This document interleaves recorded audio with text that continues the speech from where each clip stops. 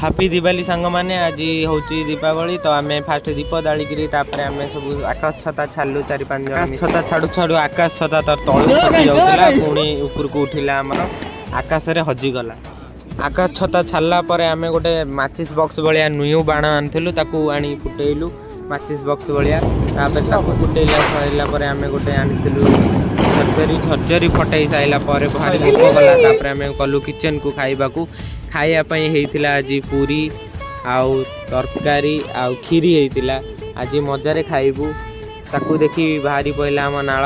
ଜଲ୍ଦି ଖାଇବୁ ବୋଲି ପ୍ଲେଟ୍ ବାଢ଼ି ଦେଲୁ। ହାତ ପୁରେଇ ଆଇଲି 10ଟା ପୁରୀ ଆଉ ବାଢ଼ି ଆଇଲି କ୍ଷୀରି। ଦି ଭାଇ ବସି ପଇଲୁ ଖାଇବୁ ବୋଲି ପୁରୀ ଆଉ କ୍ଷୀରି ଆଉ ତରକାରୀ। ଫାଷ୍ଟ ବାଇଟ୍ରେ ପୁରୀ ଆଉ ମିକ୍ସଚର, ଓ ମଜା ଆସିଗଲା। ସେକେଣ୍ଡ ବାଇଟ୍ରେ ନେଲି ପୁରୀ ଆଉ ମଟର ତରକାରୀ। ଥାର୍ଡ ବାଇଟ୍ରେ ନେଲି ପୁରୀ ଆଉ କ୍ଷୀରି। ଓହ କି ମଜା ଆସି ଯାଉଛି ଆଜି। ଖାଇସାରି ପୁଣି ମନ ହେଲା